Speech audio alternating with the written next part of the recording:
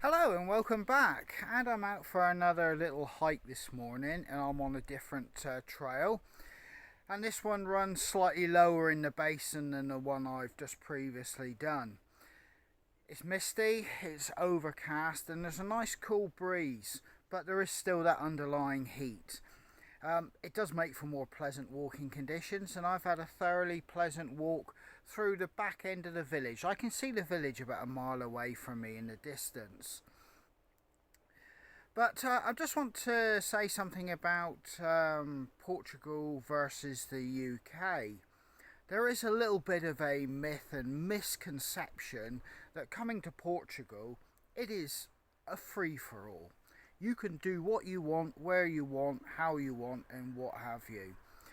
Now, that was possibly in some way the case, in the not so distant past, but things have tightened up in all regards with van life, wild camping, living off grid, and indeed buying properties and what you want to do on those properties.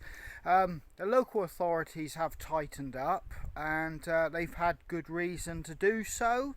You might not like that statement, but unfortunately, it hasn't always worked out for the best for the local populations. So, these, measures have been tightened up by the local authorities to make sure things are done more in keeping with the local culture, more in line to what and how they see the future for their particular location to be. And indeed, there's more bureaucracy. We do tend to think of the UK as being heavily bogged down with all those things, and that is true, it is. And indeed, things are, dear, as we all know, in the UK. But Portugal, you can buy land, and people just think that they can do what they want. That isn't the case, and you really do need to look at what you can actually do with the land, what you can do with the buildings, all the rules and regulations that go with that. It's not just a case you turn up, hand over some money, and you can do what you want. I've just got to put that there because there still is that myth out there that is the case. I'm in some stunning Portuguese countryside, and this is the first chance I've had to be in an area where there are quite a lot of trees. And as you can see, I've got like a eucalyptus like grove here running on my right hand side. And I'm on this track here, which has got like a very low lying stone wall. And a slightly bigger one to my right, holding that grove just off the track. There's a cork oak that's been stripped. And coming into view, there's a typical Portuguese barn that you see dotted around the countryside. And it's absolutely gorgeous. And this little track is meandering through the countryside, and I'm just following it. Well, that mist is beginning to burn off, and I can feel the sun coming through. So maybe the mountains will be a go for us today. But there's that little grove I walked around, and it's definitely bigger than I actually first thought. Now, you can see there's some scrub that's been cleared and got ready to be disposed of. And yeah, there's some more tracks leading off into the distance. I'll bring you around. You can see, possibly, you may be able to see the village dead ahead, and that's where I'm heading to, because I need to think about getting back so I can continue my day with the family. Well, we've made it to the mountain, and the mountains, the Serra da Estrela. You'll have to forgive me for murdering it in pronunciation, but we've stopped off on a car park and or a parking area a fair way up the mountain just to take a breather, have a drink and have a look at the views. And it's totally stunning views, but it is extremely busy up here, as you can imagine, during the holiday season. Not getting much relief from the heat up here, it's still hot. So I'll let you have a quick little look around. There's a metal viewing platform here, and I'm going to walk out on it. I take it that it obviously gives a little bit more of a spectacular view, gives you that feel of being elevated above the actual ground.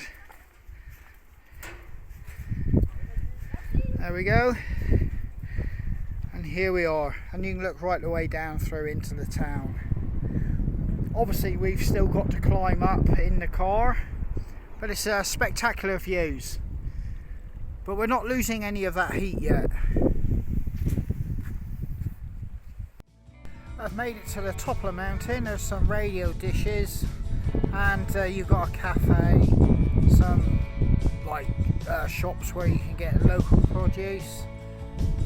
It's a big car parking area, and there's some ski lifts, and there's quite a lot of stones that have been piled up into cairns.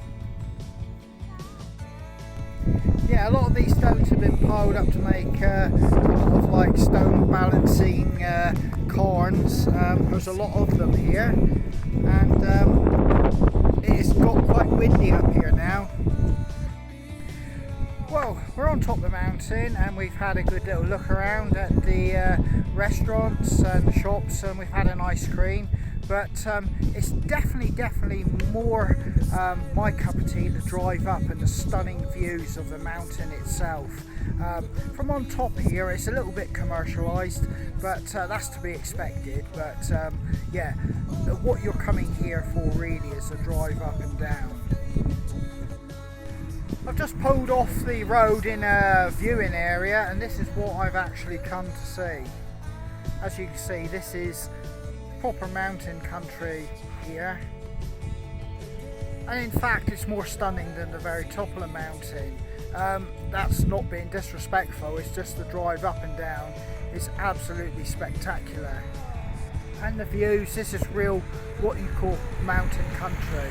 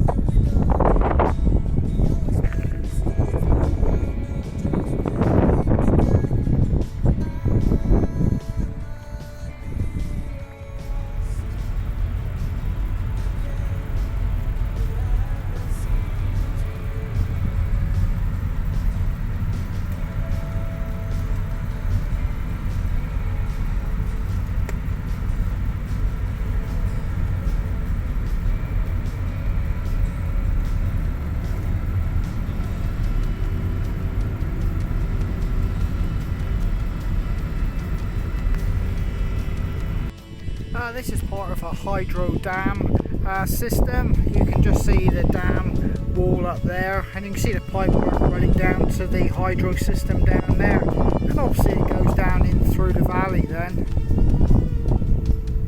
And there's some houses here, interestingly, just clinging to the cliff.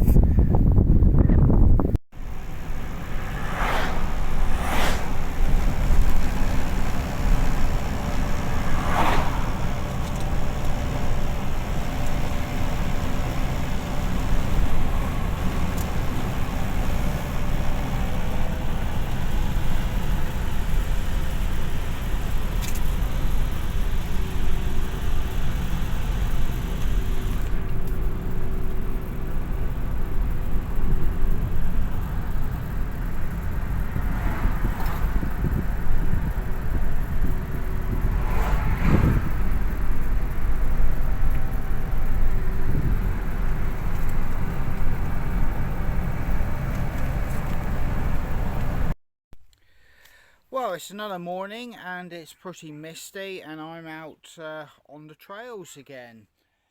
It's become a routine for me first thing in the morning. I've just spoken or tried to speak to a local farmer who I assume has lost sheep, and yeah, he's trying to track them down. But I'm going to be going on a new track, a track that has, well, it joins a track I've already done, but it branches off in a different direction.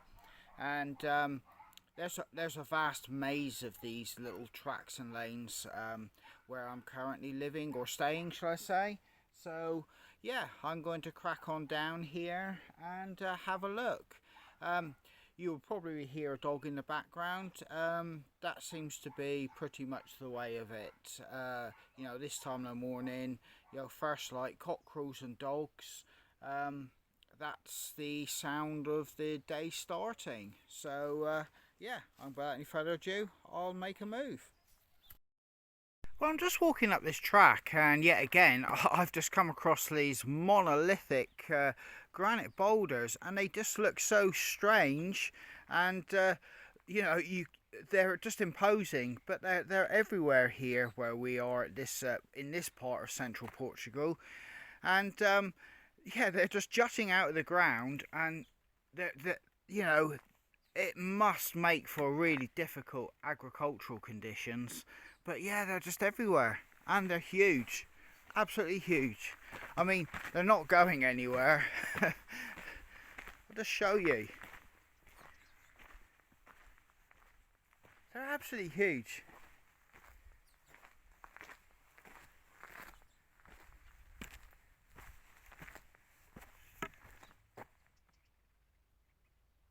And there's more going back down into that property in the distance. I'm actually walking on top of one of these massive granite boulders here now, and as you can see, they go on for a long way into the distance. It's a shame about the mist, but this whole piece of ground here has these huge slabs of granite bursting out of the ground.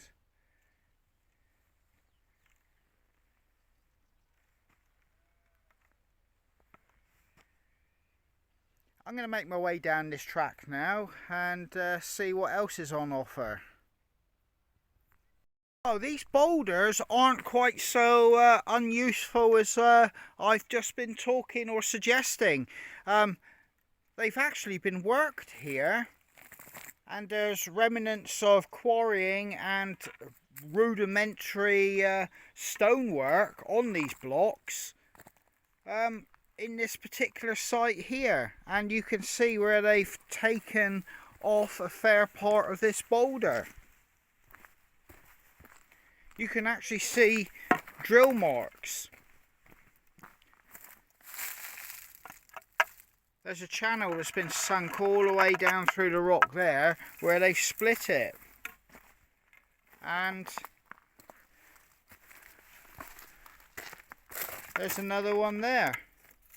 So yeah, these boulders do have a use, and looks like they are quarried. Hello, it's a sunny morning. I'm squinting because I'm facing into the sun, but I'm just looking at a watercourse that's just dried up, but it did actually flood here, and flood substantially, which is hard to believe when you look at all the vegetation and the condition of the ground at the moment. But yeah, there are periods when you do get substantial rain. I'll just let you have a look at the watercourse, and you can see what I'm talking about. So you can see I'm stood on a kind of concrete bridge that goes over the top of it, and there you can see it. It's like a big gully, but some of these watercourses are kind of like runoffs to sort of like other infrastructure projects like dams and rediversions of streams and rivers, and I believe this is one of those. And when it rained, water was diverted down here, but a little bit too much, and it did actually flood. So, you know, if you're ever looking at property here, what looks bone dry at this particular point you're looking at it could actually be, you know, prone to flooding. And you know, it's just those things that you've got to take into consideration and look at if you're looking at property out here. But as you look around, you wouldn't even believe that it could flood due to the fact it looks so arid. I'm just stood behind a tree that's casting a shadow over the track, and you know, for me it's quite important to find bits of shade like that. But I'm looking at some sheep that are trying to make the best of some harvested sweet corn and it's just a stubble, and they're really going through it. I mean, it's probably fantastic subsistence for them, and I'll just show you. And there they are. They're moving pretty rapidly from side to side in a zigzag pattern through that sweet corn. And I can only guess that they're in a hurry because they then want to find the shade, because obviously for them this is the best time of day to eat and then seek shade through the rest of it.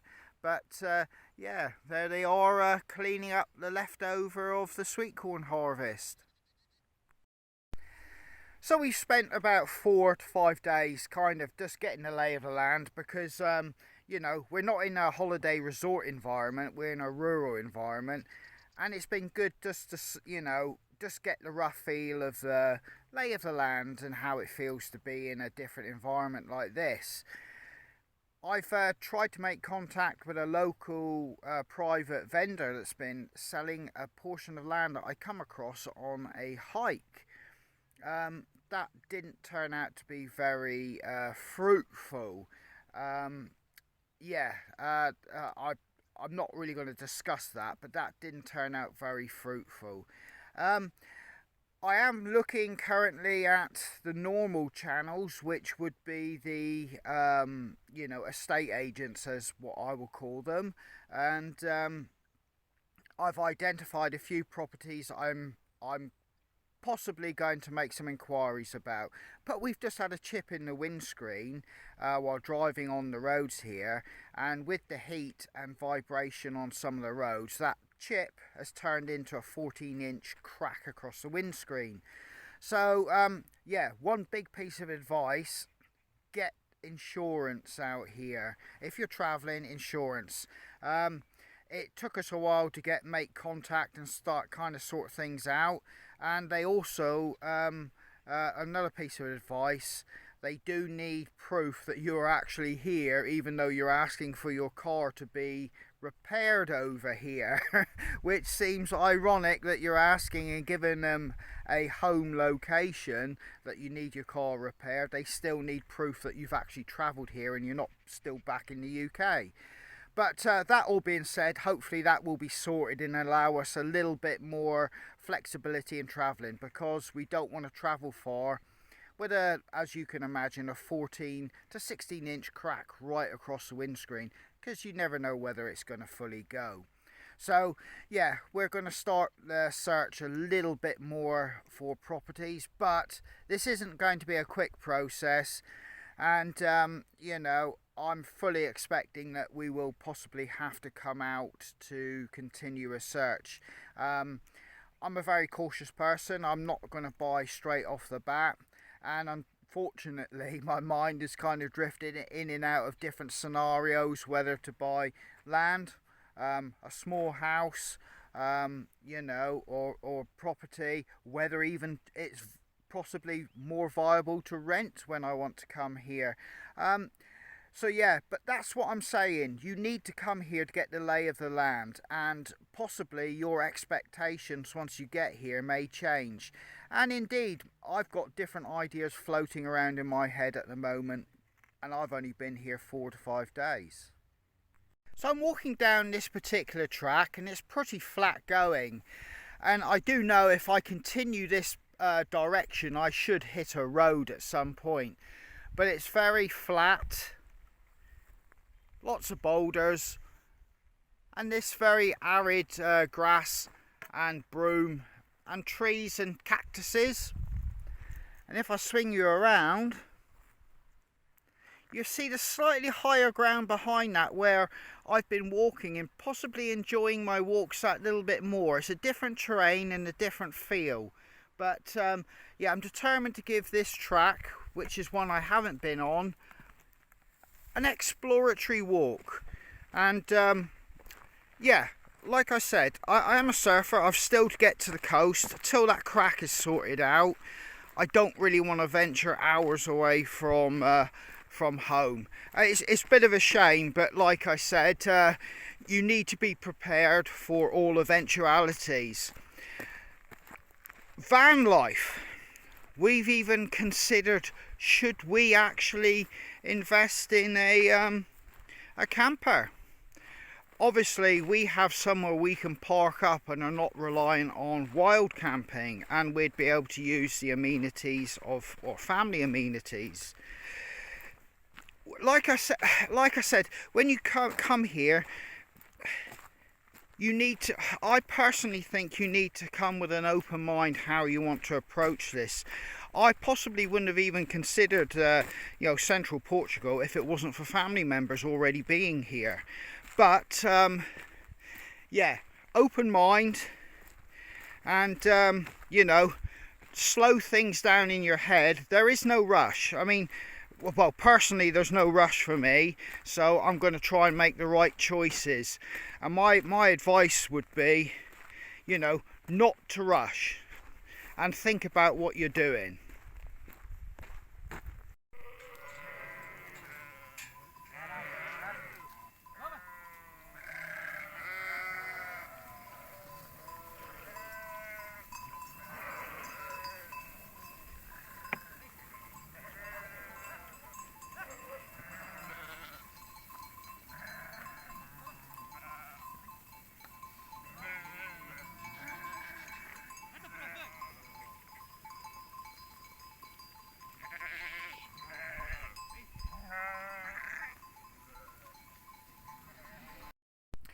The other thing I'm taking into consideration, central Portugal is a fair way from the coast. Me and the wife, we realise central Portugal isn't somewhere we possibly want to stay 12 months of the year in any case. We obviously have our kids, young kids' needs to consider, and we do believe they're best suited back in Cornwall. So whatever happens, this would be a flit backwards and forwards destination for us. And like I said, as a surfer, central Portugal would be too far from the coast for me to relocate full time. I see a lot of blackberries, and they're usually a lot smaller and more shriveled up, and less plump and juicy like the ones we get back home. That it stands to reason due to the water situation, but I wonder if they do actually get to the sizes of the blackberries we get back home. There are some here, but as you can see, they're not quite as plump, full and juicy. They're obviously still a berry worth picking, and you could make some blackberry and apple pies from them.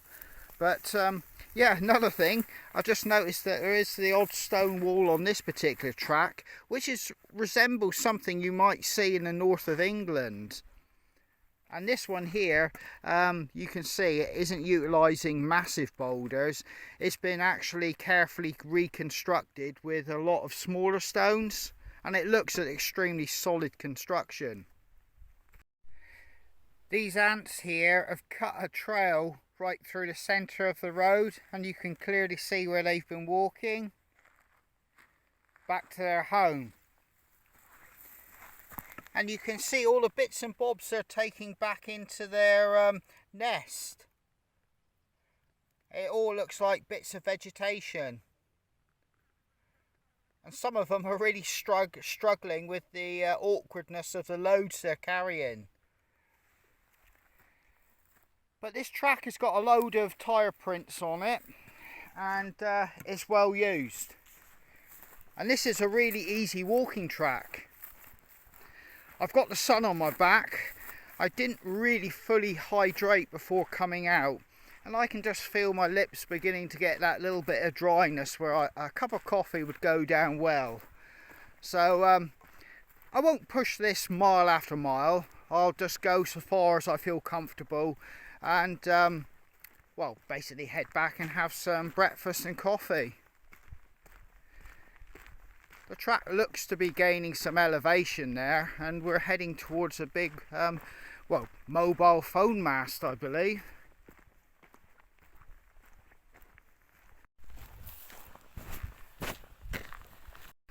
So I've continued on this track, and I'm coming back into the village, which I've well, become quite acquainted with over the last few days. And most tracks do emanate from it or kind of lead back to it if you kind of link the trackways up. And I've just started to do that, linking tracks up, because you know, it isn't as cheap as you'd think in the EU countries to actually get about. I mean, people keep saying it is cheap living over here, but what is cheap, something else isn't. And that's just the way of it. So I'm trying to be a bit economic. I don't have endless funds to just, you know, drive everywhere I want to hike. So I'm making the best of what's available locally. Although these grapes are small, they do look kind of juicy, and yeah, they are actually beginning to get to the point I think they would be harvested. Most gardens, no matter how small, do seem to have an olive tree, a fruit tree of some description, and grapevines. You know, if there is room for it, whatever patch of soil, they are growing some kind of food stuff. And you get larger gardens like this, which will be full of fruit and olive trees. There's a fig tree there, and a bigger one just there. Yeah, no patch of ground is wasted.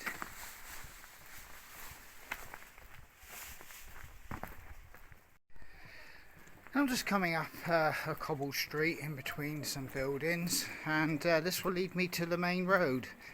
I'm getting extremely thirsty now, so I'm looking forward to getting a drink, and I'll just plod out the small distance back from the main road back home. So yeah, next stop for me is a coffee. Some nice big fat juicy oranges up there. Yeah, one of those would go down the treat now to suck the juice out of. Yeah, fruit trees have just grown every spare bit of ground. There's a fruit tree planted. Kind of makes sense, and it also helps cut down on their food bills.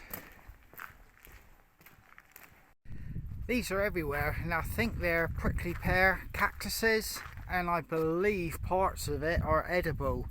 But yeah, these are everywhere. I think maybe those nodules are the fruits, I'm not sure. So yeah, you're bound to run into these in central Portugal, but you not overly spiky, but yeah, still unpleasant to run into.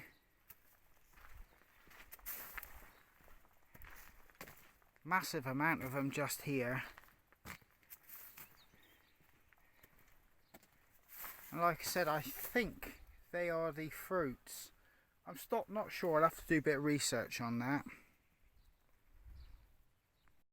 At the moment, I'm out on the lanes with a mountain bike of some description. Don't know what it is. It's one my family member has kicking around. It's in keeping with a Portuguese vehicle. No disrespect. I've got a front brake, but I don't really have anything of any regards as a front brake. But yeah, it's fantastic just to get me out. I can get along at a bit faster rate, cover more ground, and see a few more things. Yeah, so yeah, like I said, I'm really enjoying being out on this mountain bike. It's a bit of a game changer on these trails this time of day. It's starting to get a bit cooler as the evening starts to come in. So talking about heat, I kind of left this bike out in the sun, and all the as you can see by my hands, the rubber hand grips have just literally melted to mush. Like I said, heat is quite destructive here, and it does play its toll, or take its toll on all well, just about everything man-made gets damaged by it. But yeah, I'm going to hit the lanes and do a bit more. And off we go. It's not bad mountain bike country, this. You know, it's not taxing for the rider, and a mountain bike of a reasonable nature. These tracks are well within their capability, and yeah, I'm glad I have the use of one. I didn't bring any with me because space was a premium on my vehicle getting here. Yeah, I'm really enjoying this. This is fun, and I feel like a kid all over again when you used to go out with your mates and just like hammer along all the footpaths. The only thing is, I'm trying to avoid falling off because it's not going to be a soft landing, and some of this gravel and rocks, they are quite sharp, so I'm going to put the phone away and concentrate on what I'm doing going down here.